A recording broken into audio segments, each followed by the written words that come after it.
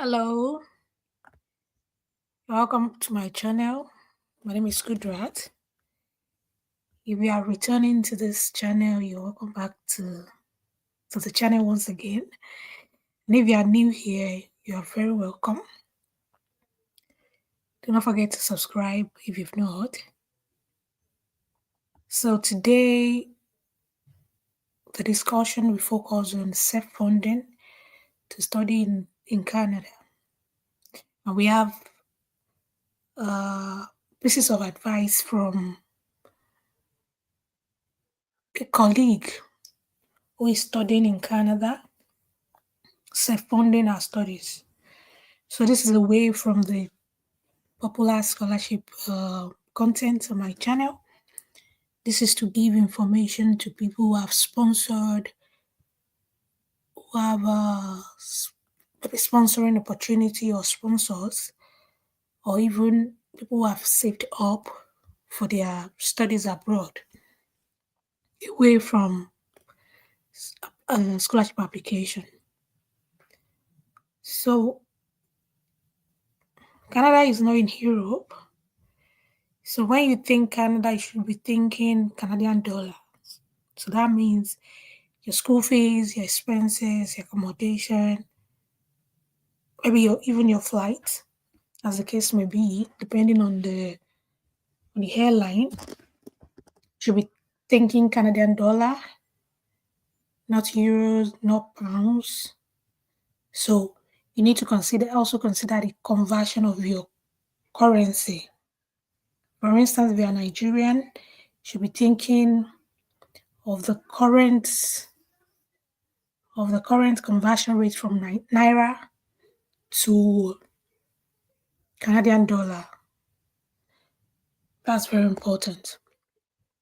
So I shared some important questions to this student who is Gbemisola Felicia, who has provided these testimonies, pieces of advice, and kind of, I'll say, warning to people who do not plan well, and pieces of advice to people who are trying to plan strategically before embarking on the journey to Canada for their studies. So let's go into the answers she provided. Let's go into the answer she provided. My question is, how can you describe self-funding studies in Canada? And for her, she stated that self-funding is not easy, especially when we don't really have a backup, but you just don't have a choice than to go for it. Maybe that's the only option you have at the moment and you want to go for it. Note that it is not easy. You have to sit up and be ready mentally and physically. I think that should be bold. You should be ready mentally and physically. Traveling to somewhere you've not been to before for studies without your family members, and you have to pay bills every month. You have to pay for your house rent monthly. You have to sort your feeding and all. So it requires human effort, which drains mentally as well. So you should note that. Another important information here is studying and sorting for money to pay bills is not easy for most people that hasn't experienced such. So if you are just graduating from the university, earning your bachelor's degree, and you want to embark on the journey when you've not really worked for money before, it is more difficult, as stated here. So the second question is, what factors should interested people put into consideration? Is it free sometimes or expensive? So the answer she gave was, it's expensive and demanding. So she's using two adjectives, but trust me, you will be fine. So if you really want to do it, you can. That's what she means. but you should know that you need to be mentally ready and physically ready. Also, it's expensive and demanding. So the advice here is make sure you don't go empty and make sure you pay 75% of your tuition fee before leaving home at all. So before leaving your home country, make sure you pay 75% of your tuition and as well travel with some living expenses in case you can't find a job as quick as you think. So it's finding a job in a strange land is different from finding a job in your country. So try to consider you not getting a job as quick as you think. So the advice here is go with some living expenses, some extra money. So the next question I ask is any benefit for self-funding student like free transport? And she stated she's not aware of any benefit apart from some scholarship within the semesters that people can apply for. And scholarships is on 50-50 basis. You apply and you expect both winning and rejection. So you can win and you might be rejected. So you can try. So the next question I asked was, is job plus study easy? Is it easy to get a job to sort bills? Already know the answer, but I needed to ask the question because I'm aware that it won't be easy. So it's not easy. The answer she gave was it's not easy. Juggling the two simultaneously is not easy at all. Also not easy to get the job for some. Why some are lucky to have it. So imagine you in Canada without family, without friends, studying, you have to pay some bills, and you have no job. So it can be difficult.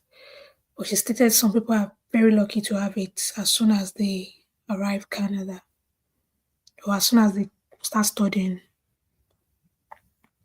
So I have more questions for her. So what other advice do you have for Jakba who really want a Jakba? Who want to self-fund their study in Canada? So she has two pieces of advice. I think she's restating that. Go with 75% of your tuition and come with some living expenses in case you don't get job quickly. She's restating that, and that shows how important these informations are. Secondly, be mentally, medically, and physically stable. I think she's stating that again. So this part should be taken very seriously. The tuition fee, living expenses, and the readiness mentally, medically, and physically. So these are important, these are priceless pieces of advice, I'll say. And then I was really worried about people who do not get job as soon as they get there. So I asked what option do they have if they cannot get job as quick as possible. And she stated that is why she said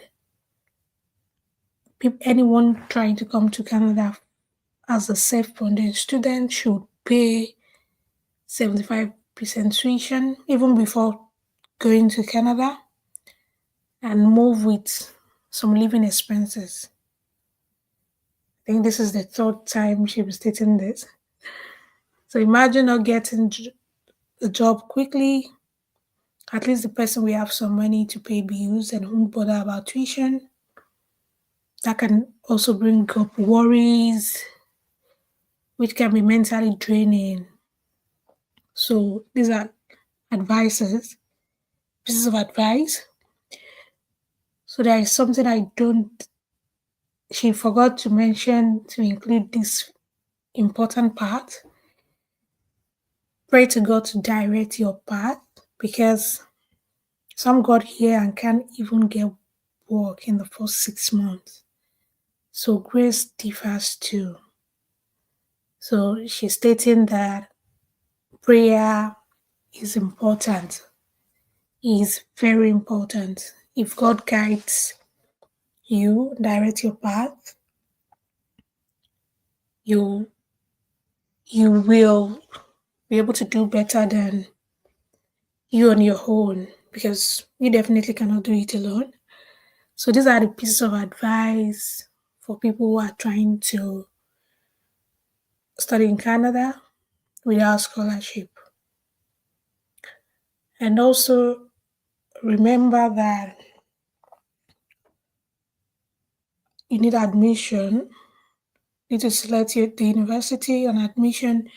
You need to provide a proof that you've already earned the bachelor's degree, your means of identification, and other documents that are dependent on the university and course and the program you're trying to pursue in the university.